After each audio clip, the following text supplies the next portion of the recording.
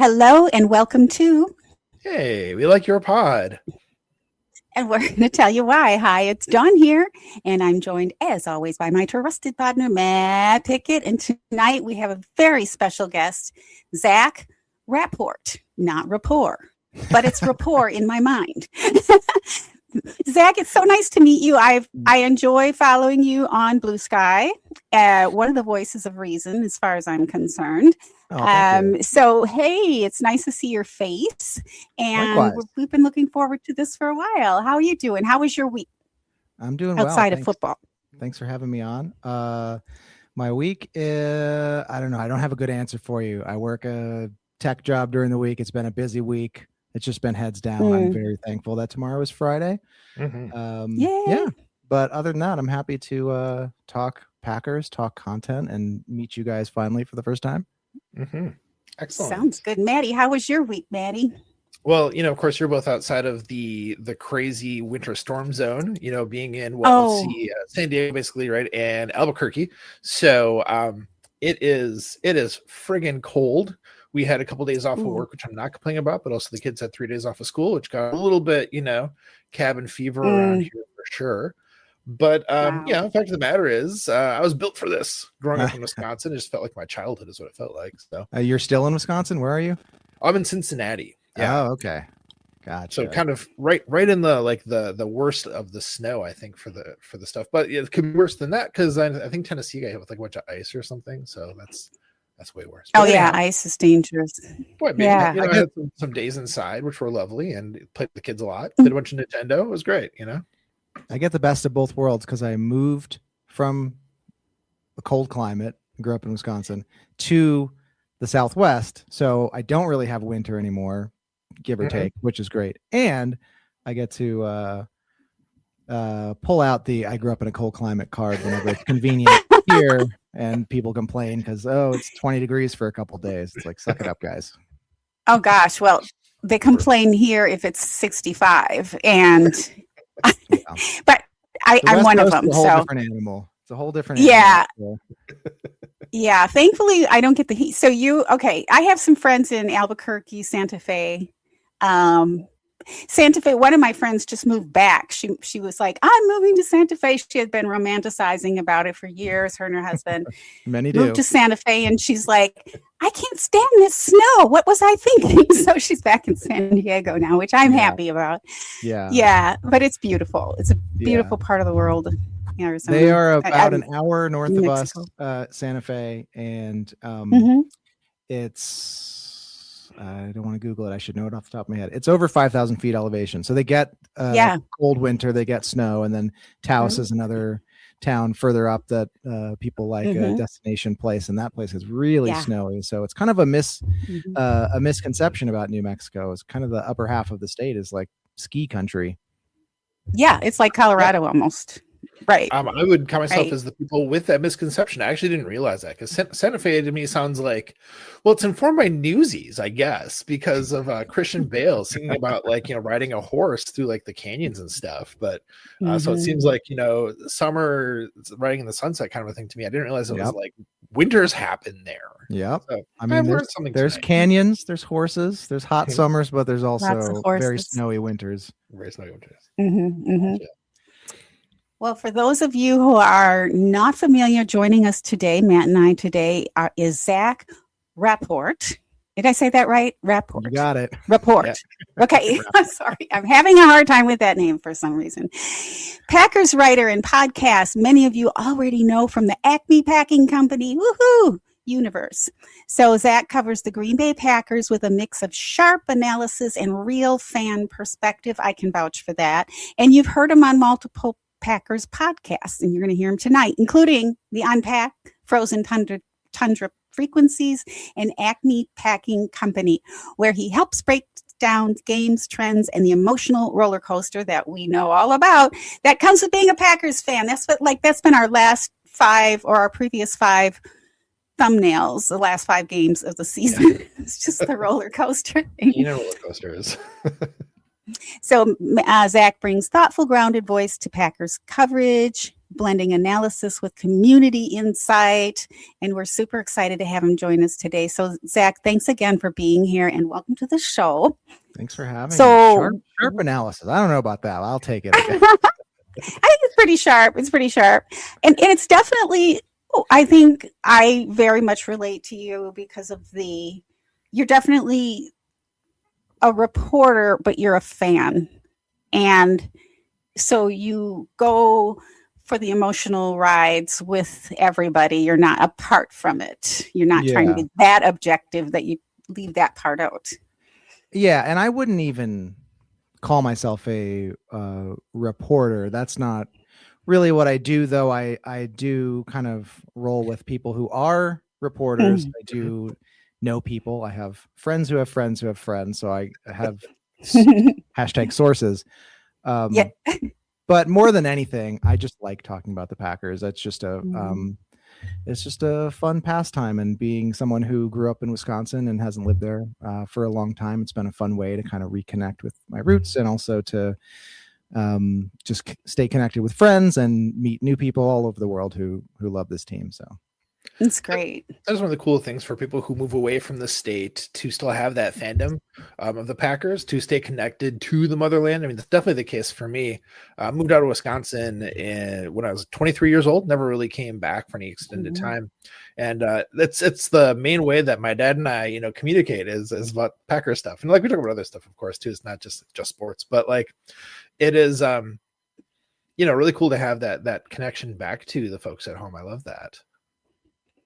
Yeah, we do love that. And that's how we like to start out our interviews when we have a guest on for the first time. We like to get to know you through your origin story. But before we quite get to that, we also like to go through your social media profile. This is your Blue Sky profile. It reads, Godspeed, Little Doodle. I talk about the Packers on the Unpacked Pod and Frozen Tundra Pod, both of the Blue Sky, but both have Blue Sky presence. And then you have your pod link in your profile, which is very helpful to people like me. I can just link it right there. Lots of really fun emojis, including a unicorn and cheese. It starts with cheese, a football, a microphone, a unicorn, the heart. What do you call it when you make a heart with your hands? I don't know. Whatever that is. Whatever the kids are doing. And then whatever this is. That's the live long and prosper. Okay. I can't do it. So tell us about Little Doodle. Oh, that's a Simpsons reference. I didn't know that. Yeah, there's an episode where I think it's a Boy Scout episode.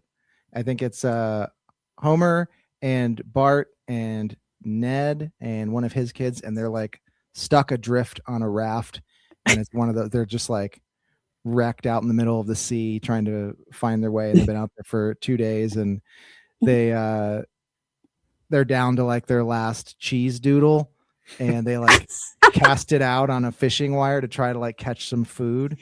Okay. And Ned Flanders says, Godspeed, little doodle. I kind of do recognize it now. We've never made that connection. I'm glad it was a Simpson reference and not like you just lost your dog named Doodle or something like that. Because I was like, am I going to make him cry when we started? So we can go down the departed dog rabbit hole if we want. Yeah. I don't know if we want to, because I don't want to cry right now. I do see your profile picture has a dog. I thought that was Doodle. Okay. That's Bubs. That's our current dog. She's a kind of a healer mix. Yeah. Sausage. She's a sausage. She's more of a sausage than a doodle, I would say. Sausage noodle sounds tasty though. Yeah, it does. Sausage noodle. Right? You guys are hungry. I do love a good, like, a semi-obscure reference in a profile like that. Mhm. Like Dusty has Gentleman Honey Farmer, which is like Arrested Right. Development season 4 or 5. I love those. Like, if you can pick up on what they are, I'm trying to think. Zach, was it you or somebody else who had the Wharf quote? A good tea, nice house. Was that that was me for a long time. Yes, that's what I thought. Yeah. Also really good. That was one where I saw the first time I saw it, I was like, I know that one. See, that's why I do stuff like that, because someone will see that and they'll go, "Oh, they're my person." I know Yeah. them. Exactly. Yeah, they belong. Yeah. So, well, fun fact, we went over this pre-show a little bit. I'm super interested in name origins as well as origins in general of where people come from and how they are influenced. So, rapport, not rapport, but rapport is French, and it literally means connection or relationship. And so we feel like this is pretty fitting for a guy who connects Packers fans with the team every week. So how French are you? 0% French. The name was originally Rappaport, which is a Jewish last name, and was shortened to Rapport or Rapport. Honestly, like whatever you like. Yeah. At some point during the bad times, and actually, so my dad, he worked in sales when I was a kid. He worked at like sports radio stations, and he worked in sales, and everyone would pronounce his name Rapport, and I have distinct childhood memories of him refusing to correct anybody because you're in a sales situation and just why add friction.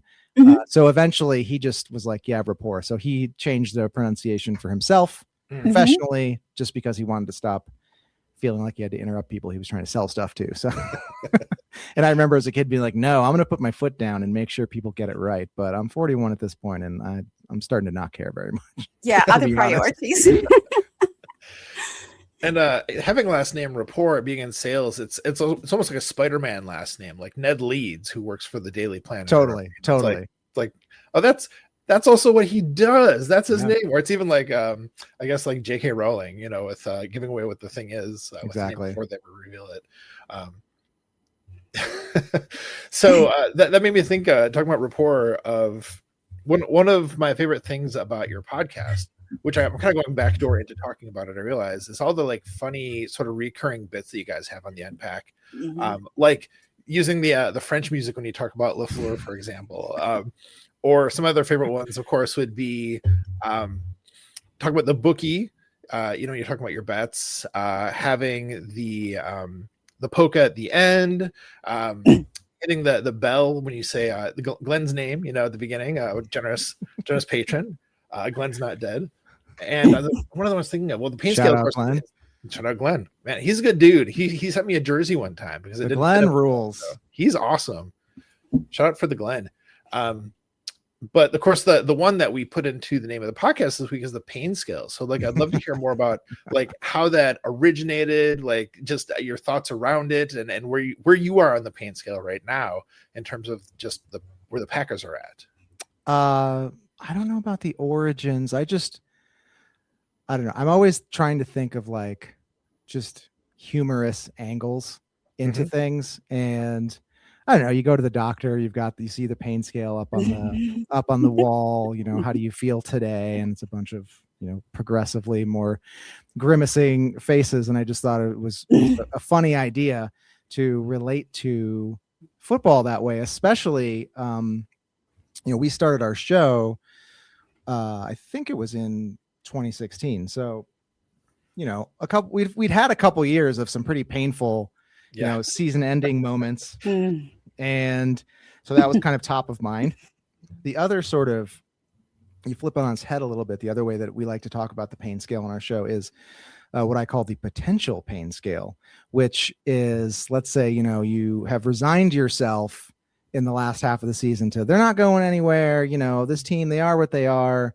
And, I'm just going to enjoy the football. But, then they win a game. Then they win another game. Then they win a third game. And hey, they're looking pretty good. And suddenly you find yourself like emotionally invested in a playoff game. They're going to lose, or, whatever the case may be. So then we talk about the potential pain scale, which is like, okay, heading into this game next week, if they lose, how far do you have to fall emotionally?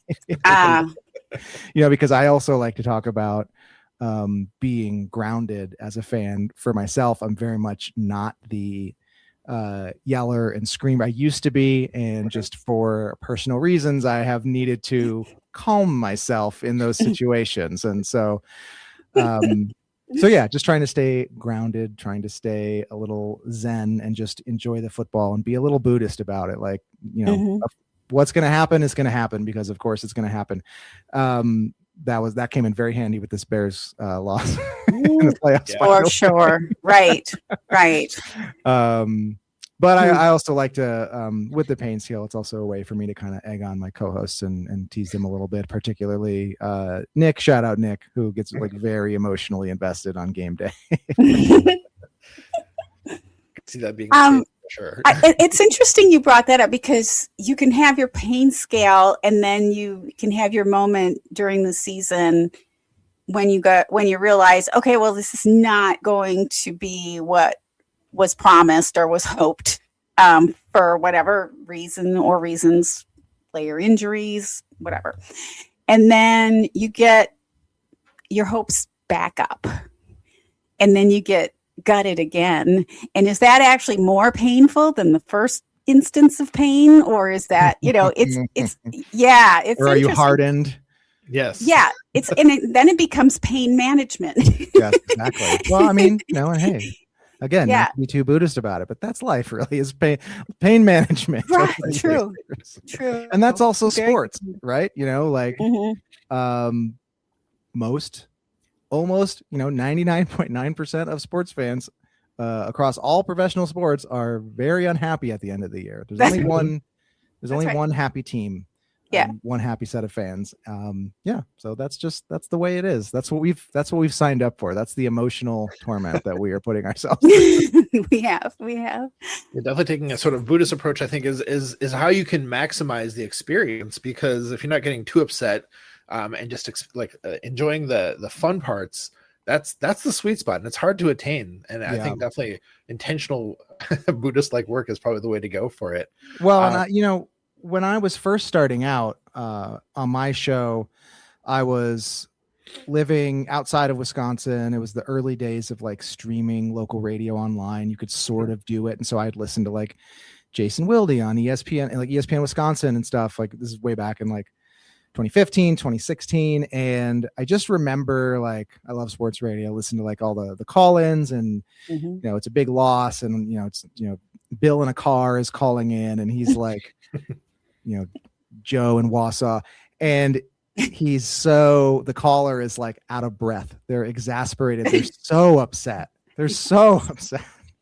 And it's just like calling a live radio show, and they're just like, it's their therapy, but they like can't. They're just like, I can tell their blood is boiling. And I just remember thinking like I don't want to be like that. Like, I like this, I want to enjoy the football, but I don't want to be that guy. Right.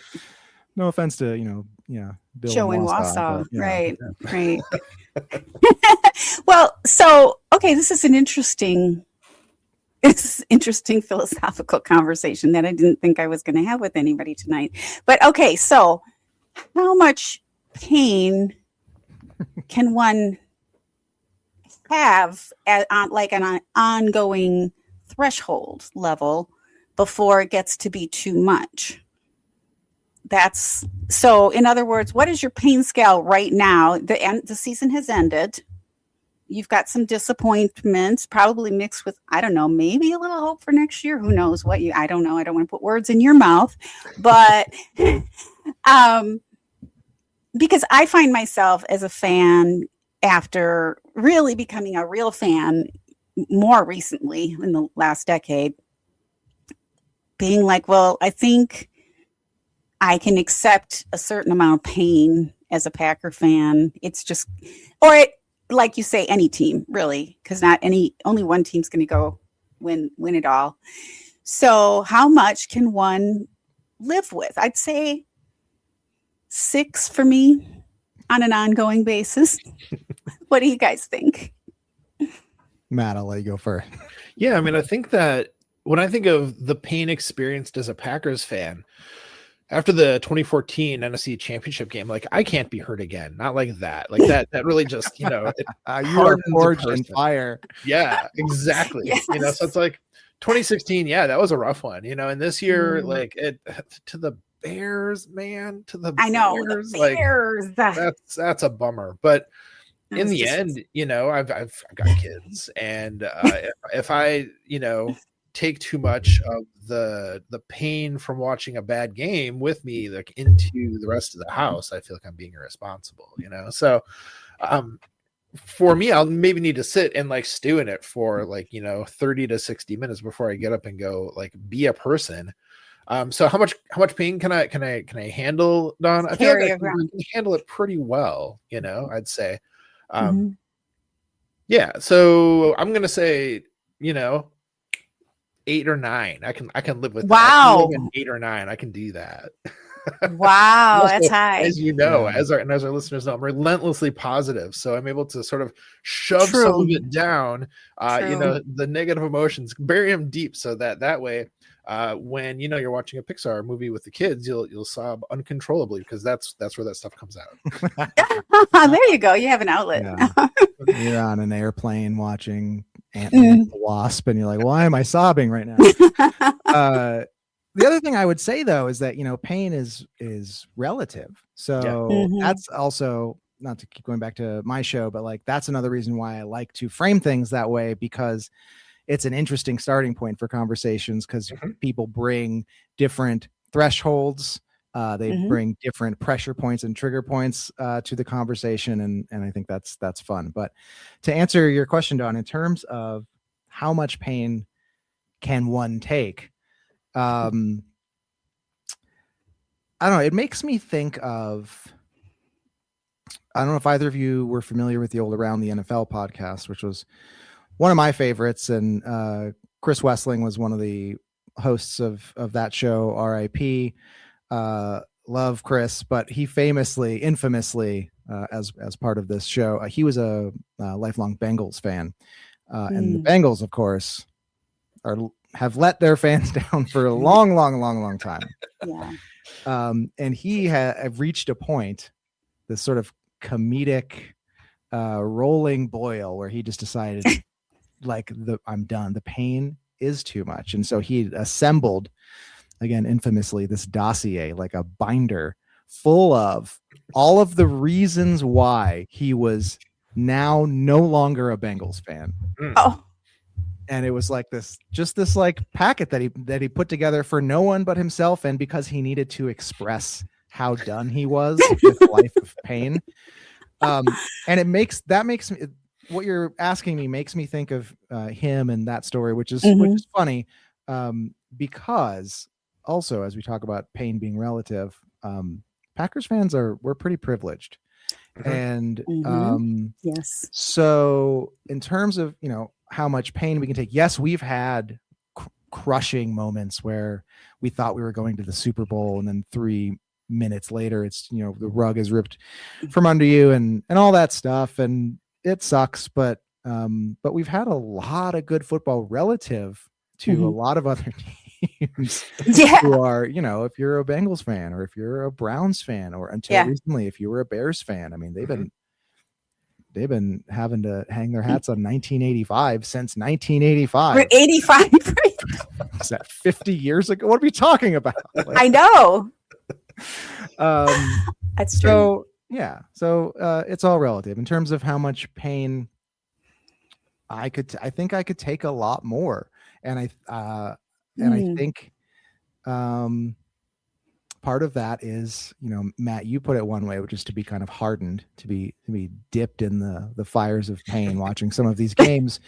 But I'll spin another way and just go back to sort of like the Zen mindset of just enjoy watching the football, getting to root for your team, and don't be the guy calling the show out of breath, because at the end of the day, it's just this is another like Chris Wessling ism, but like it's just a bunch of guys chasing a bag of wind around a park. I remember I heard that once. Chris mentioned that on an old podcast, and I was like, I'm going to remember that basically every time I'm sad about football. Right. That's so true. Such a good point about like, Yeah, we've had heartbreaking losses in the championships, in the playoffs and stuff like that. But the fact is, we've gotten to there because we've In the seen a lot of playoffs. really, Yeah. really great, Mhm. football games. A lot of highs. We can all rattle off like 5 really fun games off the top of our heads. I'm sure and then some of just some of our favorite games because we've had so many great games that we've been able to watch. I live in Cincinnati and I know a lot of people who are Bengals fans, and you're exactly right, Zach. Like it's a rough go for them. The one year they got to the Super Bowl recently, it was such an exciting feeling around the city. But even still, talking to the Bengals fans, they'd be like, "Man, it's really great we're there. We know we're not going to win, Yeah. but like Right. talking to so it's my wife is from here, and so her whole family's here, and so I'm surrounded by family members, who are Bengals fans here, and so my father-in-law was talking to me about the last Packers game because we were up like what was it, 21-3 at halftime, if I remember correctly. Yeah. I kind 18 of points. it's smudging the memory, but now of 18 course, points. Yes. So he said, yeah, I was watching the game, and when I saw the Packers were up 21-3 at halftime, I thought, well, they shouldn't get too cocky because they could definitely lose this. If there's one thing I know as a Bengals fan, there's always a chance to lose a game, no matter how it's going. So I was like, yeah, I don't think like we don't have that innate feeling of like this is all gonna collapse. Like we have some optimism because we've had a good team for so long, and that's such an important thing to remember. It has been so good for so long. Like the Bengals had that one year they were good, and so they got excited about that. We've been good for many, many, many years. It's not just these little pockets of it, and it truly is a privilege. It truly is. It really is. We do bring that up. So let me ask you about your about this Chris gentleman, and I already forgot his last name. I apologize. Lesling. Did he really stop being a fan though? Oh yes. Yes. Oh, he did. Oh yeah. In fact, did he pick another team? He didn't pick another team because at that point he worked for the NFL. He was covering the league as an analyst and a podcaster, and so it's a lot easier, I think, at that point to disconnect a little bit and just enjoy watching all of the football. And in some ways, probably freeing to also not have it in your head. I hope the Bengals are doing good. But there was another sort of running joke between all those guys was after he had divorced himself from the team. What was it called? I don't remember. My memory is fuzzy now, but basically he would host a party at his house because there was a while where the Bengals would back into the playoffs pretty much every year, and they would always lose in the wild card round or whatever it was at the time. And he would host a party knowing that they were going to lose, hoping that they were going to lose, and just like, let's all come over to our house and we'll play cornhole, we'll grill some burgers, and we will watch the Bengals lose. And he apparently really reveled in watching them lose. Because I think he also would the idea was reveling in see, I was right to divorce myself from you because you'll never make anyone happy. That's a rough life. That's a rough way to live. Which is why he divorced himself from it. Made the binder. Yeah. Well, I like to consider myself a fan of the sport and all the teams. I usually find something good about every team to like, and I watch as many games as I can. And I will say one of the ways that I deal with the pain, I just I kind of do divorce myself, but usually it's for a few weeks, mentally. You take a break. Right? I take a break. I just watch the other teams that go on to the playoffs. I celebrate them because good for them, right? Unless there's somebody really nasty that I don't like. But usually, there's usually, I can find good in all of the teams and all of the organizations. I do feel bad for some of the organizations who've just like the Browns, for example, it's so hard. And so anyway, I do feel very privileged. Matt and I talk about that too. So I can take a certain amount of pain in terms of my pain management, but I have to do a certain amount of denial for a while to manage my pain. So that's how I do it. I think that's fair. As a podcaster, and maybe you guys can relate to this too, but the numbers are lower after after like a crushing end of the season loss, or Yeah.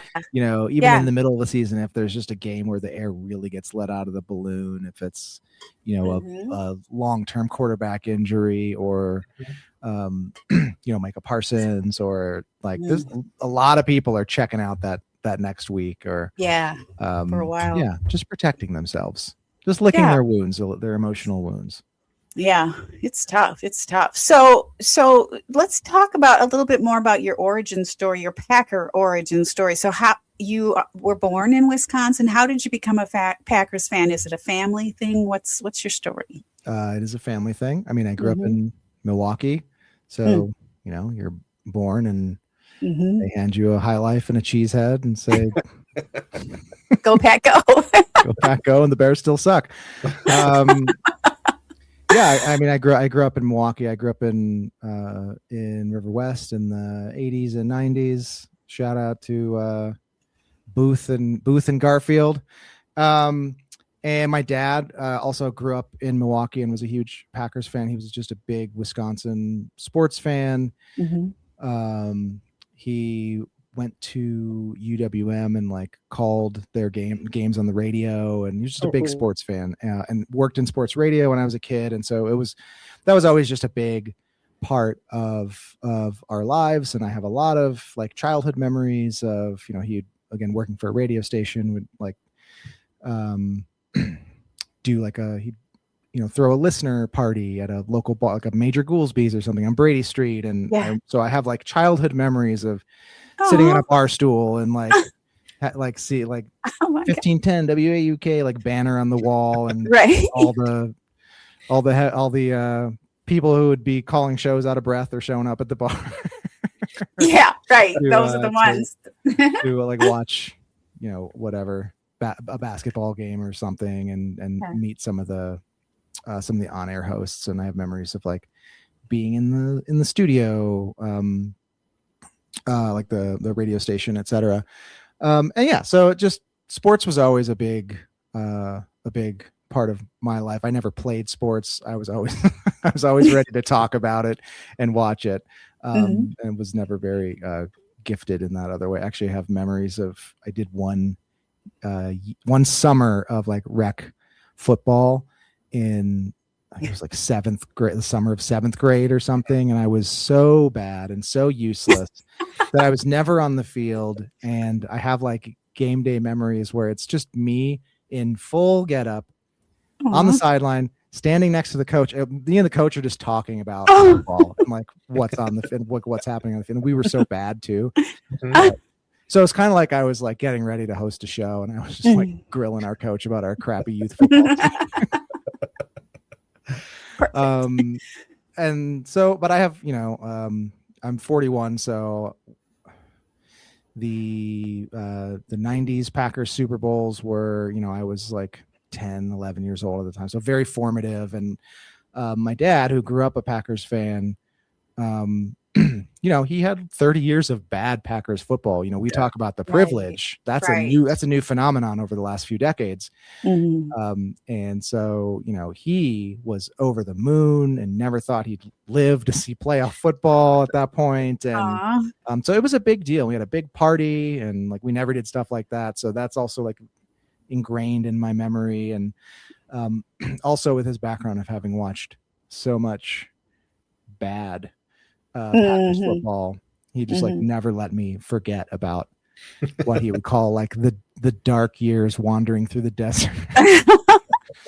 I remember a time too, maybe like, I don't know, 10, 15 years ago, where we were talking about football, and I was like, the Bears are like, they've just been so bad for so long that I can't hate them that much. Like I like that we're beating up on them, but like it just doesn't feel like a rivalry. And he just like, I remember very vividly him being like, we always hate the Bears.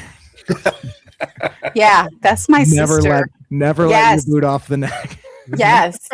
Because he suffered for so long at the hands of the Bears and basically every other team.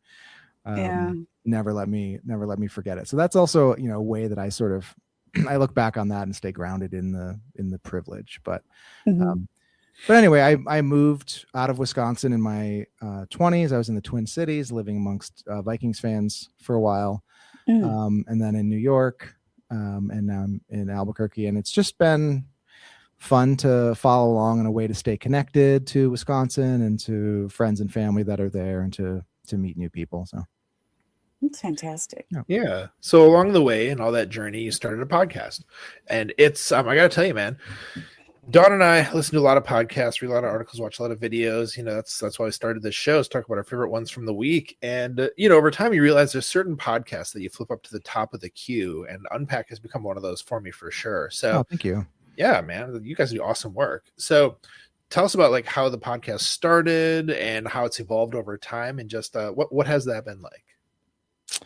It started around 2014. I got the bug to create a podcast again. That's when I was like kind of first getting established in New York, and wanting to stay connected with the Packers. And like I mentioned, like early radio streaming days, and like taking my work break and like, oh, what did Jason Wilde say? I've got 5 minutes here.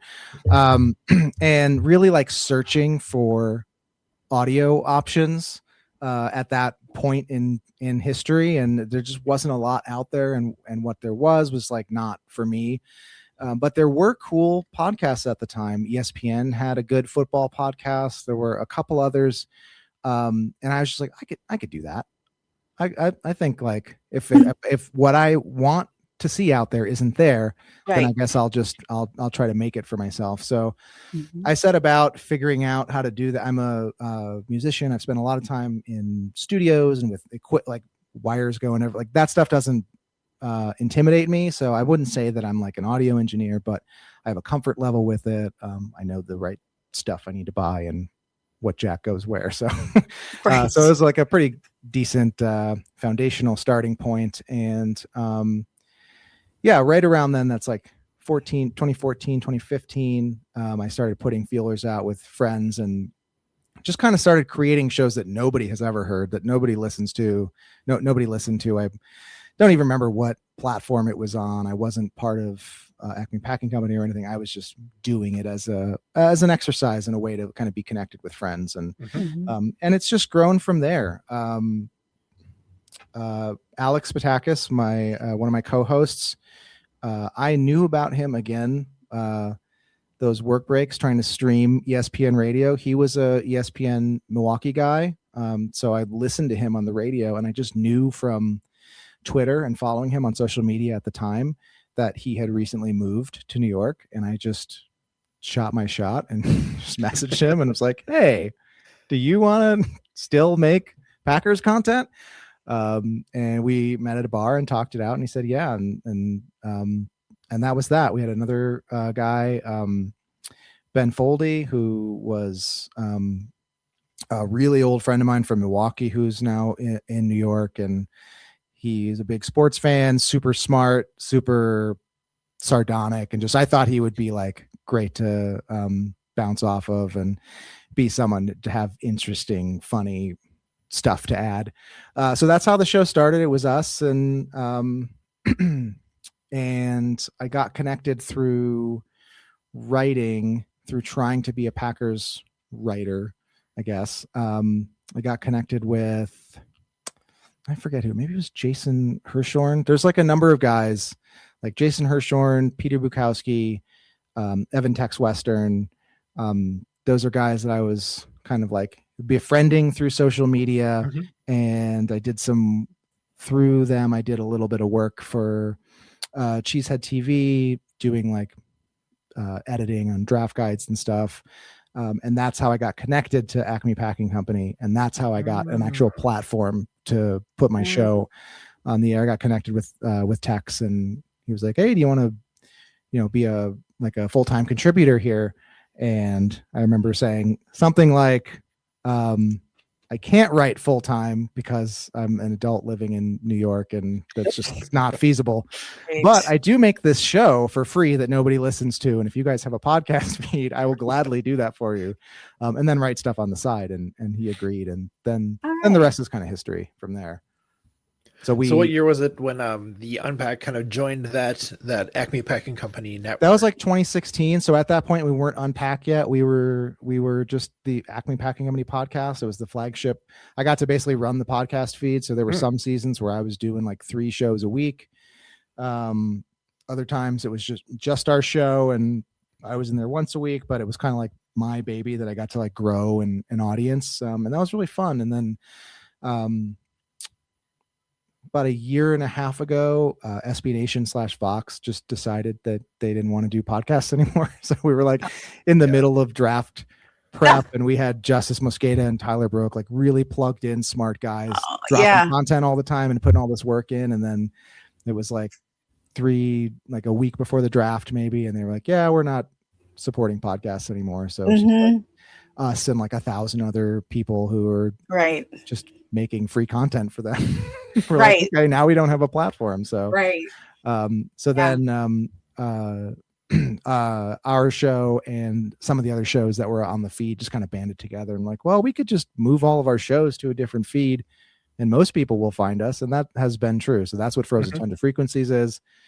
That is the sort of post Acme Packing Company feed. And so that's us, and Tex is in there with the repack, and reporting is eligible. So a pretty strong lineup, if I don't say so. Don't for sure. It's a very strong lineup. Well, I was just saying, when it was announced you guys were going to find a way to keep it going, that was a happy day. So we just lost a lot of really good podcasts, all because of some dumb corporate decisions. So, and that can happen. I mean, that can just happen in life and when you're not expecting it. Yeah. No one loves to make dumb decisions like media companies. Let me tell you. Oh man, yeah, like a lot of companies. Well, we're at the 40-minute point, so I know you are a little bit pressed for time tonight, but I did want to, you mentioned Jason Wilde, and I did want to mention, I love Jason. I love him so much. I love his personality. I do too.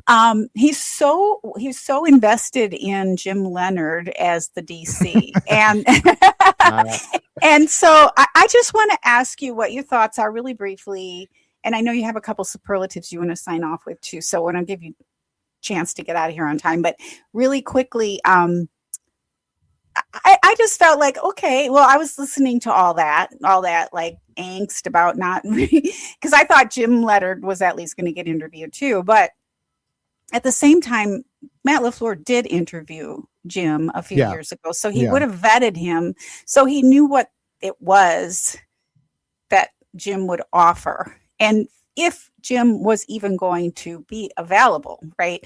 So what are your thoughts on that real quickly with Jason and Jim and just the coaching choice for DC? Well, I will say firstly on Jason Wilde, I love Jason as well. I haven't listened. I haven't heard recently sort of what you're referring to in terms of, sounds like he's banging the drum all day for Jim Leonard. But something that I say a lot, because I do think that there are some people in the blogosphere who don't like Jason Wilde, and I think that he gets under some people's skin. And I love Jason Wilde, and I think he's a great beat guy. I think he knows how to ask questions in the right way that get interesting answers. It's really valuable for us as fans. I love him, but I also know, and this is in his defense, that he has a live radio show that he has to do. I think it's 5 days a week still. So he has to fill a lot of airtime. And, I talk about, started the show talking about the guys out of breath, calling Jason Wilde and complaining about the Packers. And he's got to like produce that content. And Wisconsin loves Leonard. They've just been beating that dead horse for several years now. And that's just the content that's gonna fill the time. So I don't envy Jason having to fill that time. I think that's part of it. Maybe it is. Again, I haven't listened to it, so maybe there is a part of it that he just thinks it makes sense. But I'll say this: he hasn't. Jim Leonard hasn't found another job. It's not like he was like, oh, and then he got hired right from under our feet. Like he's still going around trying to get a DC job. Now he might. I think he interviewed with the Bills, maybe. I know he's interviewing with the Ravens, but it's not like, a lot of this stuff happens fast, and it's not like they missed their opportunity. And Dawn, to your point, they had already talked to him. They knew what he was about, and I guess they wanted to go a different direction, which brings us to Gannon, who I don't know a ton about. I've been listening to, and I'll sneak in some of my superlatives here, and I don't mean to like pump up my own work, but please. Repack is one of my was one of my go-tos with Tex, and Justice will be on there sometimes, and Tyler Brook as well.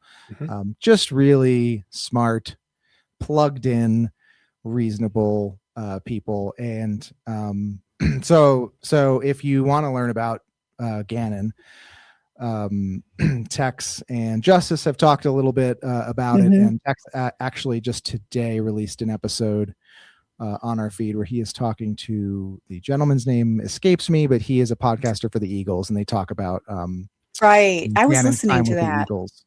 Yes. So I don't really have a take yet. I'm trying to get excited. I think it's gonna be different. The philosophy is a little bit different. I think it's still rooted in the Fangio stuff, but the way that they do like match quarters and like this secondary stuff that I'm not smart enough to really understand is going to be a little bit different. And from people who are smarter than me, I hear that could leave, guys like Edrin Cooper maybe being a bit of an odd man out. That always happens when you switch DCs. There's like some player that you really like that just doesn't fit in the new scheme. And yeah, I don't know. My gut instinct is I don't like it, but it was going to be hard to find someone that I liked, because Jeff Hafley has like been our first decent defensive coordinator in like a decade. Right. Yeah. And we only had him for 2 years, and it's not even like he was amazing. He was just like pretty decent. Right. After a long line of a lot of disappointment, frankly, on that side of the ball. So I don't know. It's a long-winded way to say I don't know. Yeah, I don't think any of us do, but that's a great answer. That's what we do on my show. I will always admit when I don't know stuff, which is usually, and then we'll just talk about what's in the news and how it makes us feel, and then we'll refer to people who are smarter than us for actual insights. Well, I feel like the way you're talking about it, Zach, has really been like the tenor of the conversations this week in the podcasts and videos and stuff, because everyone's like, I guess he had some success. He's kind of a weirdo, but like he's had some good success, and he'll probably be good. I'm not crazy about it, but I'm not upset about it. Everyone just seems kind of middle of the road, like trying to feel it out, and nobody really knows. And that's just kind of the vibe around it is what I'm kind of seeing, Yeah, I just don't know. So quickly though, because I do have a hard stop. That's an industry term. Yes. Yes. So Repack is one of my favorites to listen to. Blue 58. I know you guys have talked to John Meerdink before. I love John.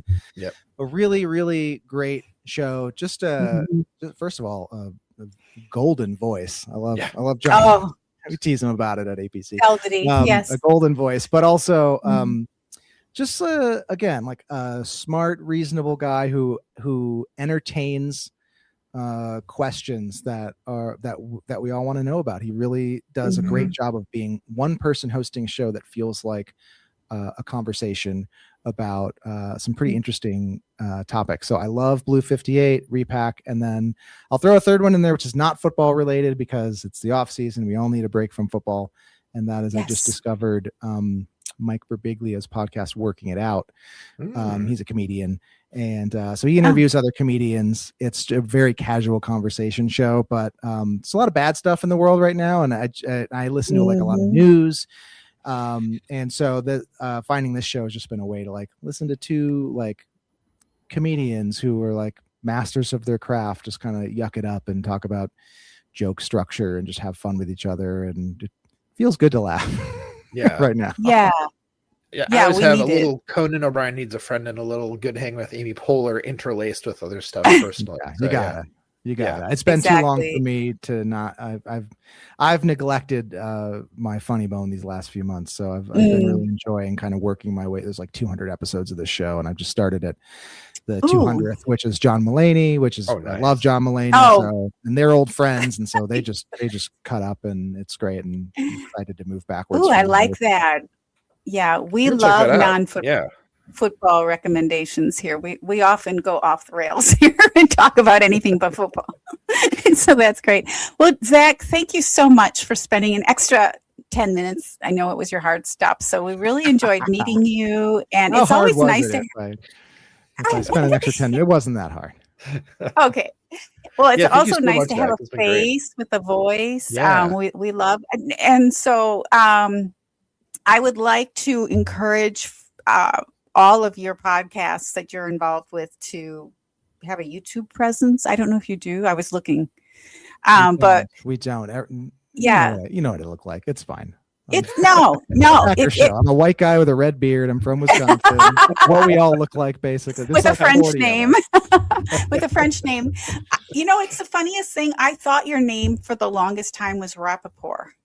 I was like, it's it not. used to be it's like long ago. shortened.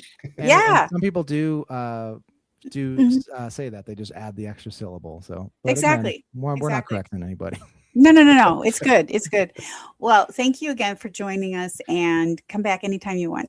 Yeah, thanks so much for having me. I Pleasure. appreciate it, guys. You're very welcome. Yeah. Bye for now. Like I said, bye for now. Oh, we get a chance to have Zach on again. He's delightful. Oh, His work is just so good too. So good. And I was listening to Tex's interview with the Philadelphia Reporter, and I swore I was going to write it down because I know I was going to remember it. I'm like, oh, I'll remember that name. Now I forgot it. But I was listening to that as we were leading up to this show. So, hey, Nice. Maddie, I know you have some things to share with us too. So Here comes. It's time for superlatives. I swear I can see it loading, John. People get excited. It's coming right about now. Ish. Oh, You're no. behind. You're behind. I love that. I love that for you. So, and by the way, did it actually play? Because I didn't hear it at all. you didn't see it. You didn't hear it. Aw, Yeah, no. okay. I think you had to put it on the screen. Well, anyhow, it's superlatives time. It's superlatives time, and I've totally blanked out on saying hi to our chat tonight. I was going to So say, sorry, yeah, guys. before we do superlatives, we should acknowledge our friends in the chat. Joe, True North, thanks for being here, guys. Appreciate you every single day in the week, for sure. A lot of great comments. I think because I knew we had a limited time with Zach, we didn't take much time to acknowledge your comments. But a lot of good stuff there, as always. Right. We had a very limited time. It was so precious, though. I'm so glad to meet. He's one of my favorite Blue Sky friends. On Blue Sky. Yeah. Indeed. Yeah, it's great. Well, Maddie, what do you have for us? Yeah, so I actually have 4 this week, and I almost had 5. But I had to find a way to cut it down a little bit to not go too crazy. No. Okay. So my first one, right? So I was talking about how there's a lot of course, conversation in all of the content this week about Ganon. Who is he? What is he? Why is he? How is he? Yeah. Right? So, especially just after the news broke, you're like, how do I feel about this? I don't know. So there was a lot of people, like emergency podcast, stuff like that. Mm-hmm. But the one that was one of the first things I heard that helped me to start to make sense of it and start to, what's the word? Sort of clarify my thoughts, organize my thinking a bit was the Marvelous Monday crew on Pack a Day. It was Monty Moore and it was Dan Kotnick. Camille couldn't be there this week for whatever reason, And so just the conversation the two of them had about it, because they knew about as much as all the rest of us know, but they had a really rational, logical way of thinking about it, talking through it, things that could be really good about it, acknowledging, the viral clips of him being really strange. And and I will say, in his defense, a lot of people, this week have been saying this is actually kind of what most coaches are like. Most of them are really kind of weirdly awkward because they spend a lot of time in the dark looking at football film, and like there's a lot of really nerdy dudes who are football coaches at this point. It's kind of what a lot of the professional level of the of the profession of the sport has as long as they're not assaulting players. Oh wait, he did that. Wait, okay, never mind. Sorry. Shoot. Hopefully he learned from that experience. No, but, it wasn't bad, but yeah. I mean, honestly, if I were a coach, I'd probably be hitting people all the time, to be honest, because it's got a super. Yeah, I don't think he I mean, the guy had pads on and stuff. It wasn't like he took them down or anything. He was just like, it wasn't like an Urban Meyer assault situation. But suffice to say, Dan and Monty did a really good job of bringing like a rational voice to the discussion and talking through it. And I found it extremely helpful, especially in those early stages when we all try to figure out what was up with that. So that was excellent work. I like that, Maddie. I will tell you, in all honesty, I was like, I'm not ready for this yet. Speaking of how we all deal with our pain, I was like, okay, I'm going to just take a little bit of information in just so I'm not like a total dum-dum, because I do have a podcast and I do need to talk about this. But I think that's just also probably healthy, because we don't know what Matt LaFleur sees. We don't know what the team sees in him. And it's no matter who they pick, they're going to have to prove themselves. So it's going to be, how does he perform? How does he prove? What I did get though was, for sure, some of the players, what their role is going to change in the way that he schemes things. And so there might be certain players who will either have to adjust, retrain, or they have to rebuild part of that defense, which I don't see them doing because there's not a whole lot of money. So not a whole lot of money or resources or picks, or there's not a lot you can do. You kind of got what you got. But a lot of people are saying that he is somebody who is scheme agnostic, and so like is good at working with what he has. And I think Joe makes a good point here in the chat. He says some guys are better coordinators than head coaches, and I mean, that's absolutely true. And he has a proven track record as a DC, with the Eagles, of course. So I'm definitely optimistic about it. And, speaking of players, it's been coming out that like a lot of the Cardinals players that, he was coaching were really upset to see him go and really spoke very highly of him. And I think one of the, I can't remember who it was that said this, but I was mentioned on the Wednesday Pack a Day that somebody compared him to Ted Lasso, which was surprising for me to hear. But like, we've only seen these little clips of him, being a weirdo that of course went viral for him being weird. That's not the whole story. That was like selected, like, moments. And like, I certainly had moments where it's like, oh, if I could take that weird thing I said back, if somebody had caught that on video and posted it over and over again, because it was a strange moment, that'd be rough. We all have those like awkward, interactions with folks. I probably had like 3 last week, so like definitely gonna give it a chance. Because if anybody out there who knew him and worked with him compared him even slightly to Ted Lasso, man, okay, I can get on board with that. He's in. You like him, good enough for me, really. Right. Well, one I don't remember which podcast I listened to, but one pointed out that he probably won't be head coach material like ever again. I don't know why, but they said that, and it's like, well, in that sense, we've got somebody who might stay, because we keep getting, launching. It's the Packers, man. You get a job with the Packers, and then all of a sudden you're a head coach material the next year or two. So we do need someone who can just do that job and stay there and develop players and develop themselves, and develop the coaches underneath them. So I don't mind that either. So good for him. Yeah, it's definitely the classic brain drain that happens with any successful team. You're going to lose your good coaches when that happens. And so you're right. You make a good point there, Don. Like if he does prove to be good, I am optimistic about it. Of course I am. But if he does prove to be good, hopefully that he will stick around for a while, like a good long while, ideally. Right. And hopefully he'll be very, happy with what he's accomplishing with the Packers. All right, should have been next what else one, do you Don? have, Maddie? Yeah. All right, so that was most interesting discussion, Gann related. Now we have most interesting discussion, review related. Now, okay, we make a conscious effort to not go to the same well and use the same people every week that we're going to shout out. But sometimes, Don, People are on a heater.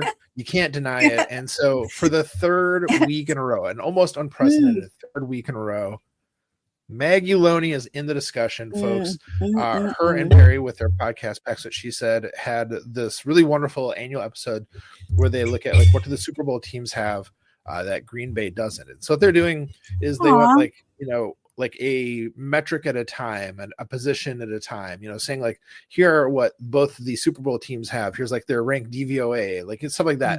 And where do the Packers stack up against that?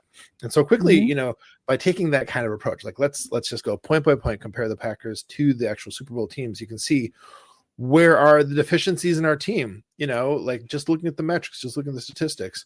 And I find that so helpful and informative as a means to look back on like what happened. Why did it go on like it did? Some of them are like, glaringly obvious, like our corners, weren't the best. Yeah, that was the problem. For example, right? But just the way how they dig into it, like makes you think about some of the other aspects, some of the other like positions, and also makes you appreciate how good a lot of the team is, because for most of them, Packers are stacking up right there with the two Super Bowl teams, So I love that approach to talking about the team, the season, where we're at, kind of that sort of like at this sort of what I'm trying to say, yard post, fence post, measuring stick. I don't know. I'm getting my metaphors all mixed up in my head here, but suffice to say, as it means to say, okay, right now, here's where we're at compared to other teams. And I really enjoyed that. And it was a great discussion. And on the flip side to that, in terms of managing pain, that's kind of what I do. It's like, okay, well, these guys belong in the playoffs. These guys belong in the championship games. These teams belong in the Super Bowl because of X, Y, Z. And Packers didn't have that this year. They had that for whatever reason it is. So that's how I am able to just, finish out the season as a fan, watching all the games. And I don't necessarily pick who do I want to win? Sometimes I don't want either team to win. Or I want both of them. I don't care that much this year. I don't really care that much. I don't even have a team to hate watch this year. Last year it was like, last year I was like, I'm going to go for I'm going to cheer for the Eagles. I don't want I didn't think the Chiefs deserved to win, and they didn't. And the Eagles did beat them, but so it also helps me in that way, just to kind of like that type of thinking, what you're describing that they did on their podcast, and I didn't listen to it yet, but it helps me to finish out the season as a fan. Yeah. All right. Ready for my next one? Yes. All right, my next one, most interesting discussion. Yes, there's a theme, Don. These are all most interesting discussion. Most interesting discussion, pro related. Okay, so this is going to sound so stupid to say it this way. Don, this was a real treat. I feel like I sound like a 90-year-old when I say that. This episode was a real treat, Don. This was this week's The Tundra, of course, which is with Matt Schneidman and John Kuhn. And the really fun part of the episode this week is they had TJ Lang, who of course was, a teammate with John Kuhn for many years with the Packers. Yes. And they were just kind of like talking about, the Super Bowl team that they were on, some of the kind of stories behind the scenes, alluding to stories they couldn't even tell, basically in mixed company. And just to hear these two guys who, were part of such a great team and have this bond of, having been in the trenches together, telling their stories from the era, it's not only just like fun and entertaining, but it also helps to like further humanize the players. Like these were just like dudes who, were doing this thing together and having a great time. And the way he talked about the year they won the Super Bowl, like they didn't have that kind of expectation necessarily, because Aaron Rodgers was just kind of becoming, the force that phenomenon. He really was. Phenomenon is a great word. Thanks, Don. And so like seeing him kind of like, come into his own during that season was really exciting for the team. And because they didn't have like these really big expectations, they didn't feel the pressure of it. They were playing loose and like you're like really enjoying it. And of course, the year after, you start with the year after that, that's when like the pressure came on. And so there's things about the vibe that weren't as good. I'm extrapolating here and saying that, but like, it changed the whole entire feel of it for them. As opposed to when they were playing loose and having fun and then you win a Super Bowl. And I feel like that's such an interesting perspective, because we talk about, Mhm. you and I would talk a lot about like the vibe of a team, or Yeah. watching a game, and to sort of hear like, yeah, that's like a real thing for the players It's as a thing. well. Yes, for Absolutely sure. seems to be. It's like good to reaffirm that, right? And Matt So, yeah, LaFleur brings that up. Matt LaFleur has brought that up throughout the seasons, Yeah. about them playing loose and just playing, the game. And so that's interesting because it's for real. If you're just constantly playing for pressure or playing for money or whatever, it's not going to be the same as when you're just playing free or doing And that does anything kind of bring it free. does bring it back to the pain scale again, because the Right. potential pain scale that exists once you have the expectations there. I think back to like the 2023 Packers season was so much fun because Jordan Love was in his first year as a starter. Their expectations were low, but they were good. The team was good, so it was like, oh, I don't expect much. So this is just all like fun to see them doing well. It's great. Yeah, gravy. Yeah, exactly. Yeah. Pain scale is always in the back of my head when I think about this stuff. Actually, it's a great contribution that Zach made to the discourse around sports in general. I love that. I like that too. And so, am I correct that you don't have any superlatives this week, right? I did not bring superlatives. Okay, I'm sorry. Then I've got one more. for you. So make sure I'm not like stepping on you with that. So, no, you're all right. My last one, fourth and final, and unusual that I have 4, but I got them for you this week. My fourth one, most interesting discussion, scheme related. Okay, so this was a really fun one, Don.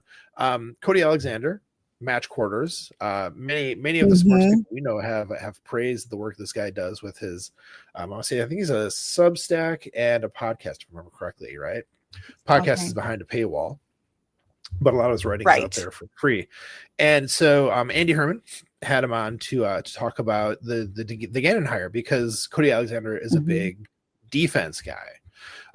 So he had a lot of interesting perspective on what Gannon has done, what the fit might be like with the Packers, what to expect. It was kind of like bringing in an expert on defense broadly, but who could speak to a lot of the stuff about Gannon that like we just don't know yet, because we don't study. We as the majority of the fan base of the Packers just don't know yet. We aren't as much in that world, and that's not like our job to like study defense like it is for Cody Alexander. So just like a really fun conversation for that one. Definitely worth checking out. Ooh, that sounds really good, because I think when the time comes, I'll want to. I'm not ready yet. I'm still in I'm just going to enjoy the rest of the games kind of mode and licking, it's like trying not to think too much about it because the expectations were so high. But that sounds like a great recommendation, Maddie. I appreciate that very much. Yeah. So I had a thought and I can't think of what it was. I had something to interject there, but it just went out of my head. So my final thoughts, I guess, are I really appreciated our guests bringing the whole Zen conversation into, because pain scale, when you think about pain scale, you think about what? Pain, right? And I don't want to think about pain. I want to have joy, as I am a football fan and a fan of the game and a fan of the Packers for sure. And I am very kind of like feeling, at least for the moment, blissful. I'm trying not to think too far ahead in terms of the draft, but I'm going to be really excited about the draft this year. Yeah. I'm going to be really interested in seeing how, the financial constraints affect choices that are made, and how I do, how the energy is dispersed, let's just say, between the defense and the offense. Forget about special teams. By the way, special teams played such a, I know, we might as well. Special teams, man, have played such a big role in the playoff games of last week. Oh my gosh. It was like, special team. It was like wild. And by the way, that fun snow game in Denver, that was fun just to see the snow for me, because, weather is boring here. So, but that's just like a whole bunch of perfect where you are. Yes. It's boring and perfect, but it's just like a whole bunch of thoughts I put together all at the end there. But I've really enjoyed the end of the season as much as I can, even though the Packers are no longer in it. I'm still enjoying it. Still football. still fun to watch. Pretty soon And for it the won't most be. part, really good games that are fun to watch. So Yeah, pretty absolutely. good. Yeah, pretty good. Yeah, Maddie. So what are your thoughts about the Super Bowl? Do you have thoughts about it or do you not care? Like I just don't feel like I Oh, care a lot. I mean, I can't remember the I last want time that I really cared a lot about which team was going to win. I mean, you're kind of talking about some years where you don't care at all, like the yeah. Eagles versus the Chiefs. Having it twice recently, which is ridiculous. Were both years where I Mhm. cheered for like the meteor. But this year, it's kind of a weird thing. Like we as a fan base hated the Seahawks for a lot of years there, like in the 20 teens, Yeah. Yeah. especially after 2014, especially. I hated their stupid faces. I hated Russell Wilson. I hated Pete Carroll. Once Russell Wilson left, I was like, oh, maybe Pete Carroll's not that bad. And now he's gone. I'm just like, you know what? Seahawks are a fun team this year. It doesn't They feel are. like the same team that I hated, back in the 20 teens. Mhm. I like watching them. They're really fun. I think they're gonna easily, handily beat the Patriots, because though the Patriots Seems are like amazing it. stories this year, the Seahawks are just a really, really complete team. So Yeah. I think they're gonna win. I think we have a game to watch for the most part. It's something that, like, our tradition now is that my wife's parents go down to Florida for most of the winter, but they always come up for like some little things they need to take care of back home.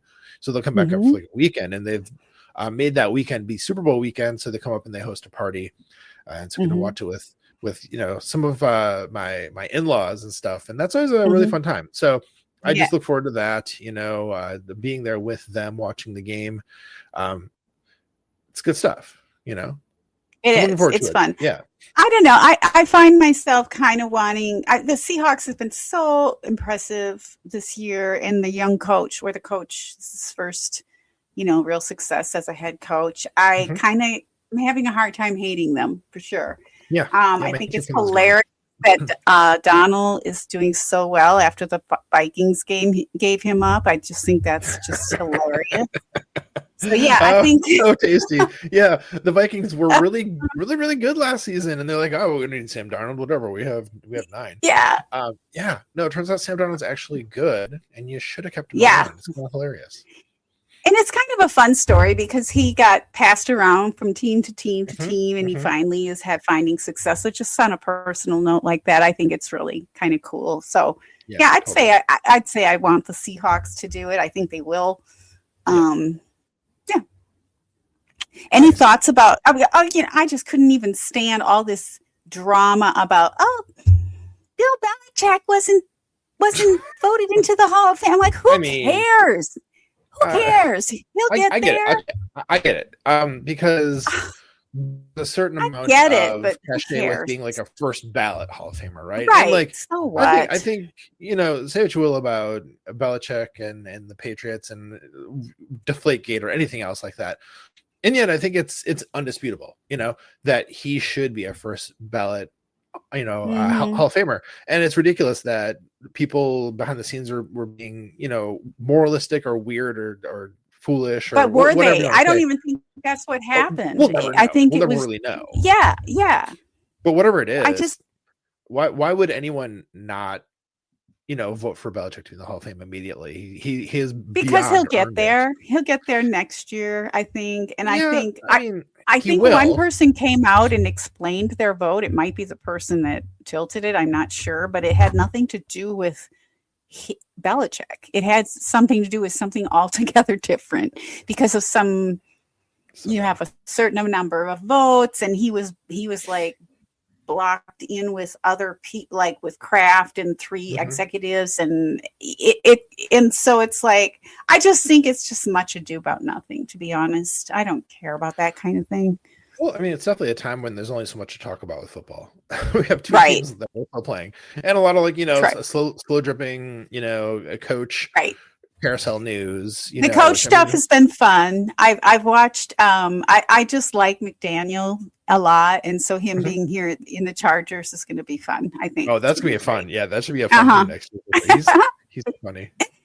He's so fun, and with Herbert, and you know, when he came out there with his I watched his press conference, and it's like all I could do is stare at his jacket. And it's one podcast did bring up his jacket. It's like, that's a $14,000 jacket. And I'm like, yeah, I was staring at that jacket the whole time. You know, whereas Harbaugh, the head coach, wears like Dockers. Yeah.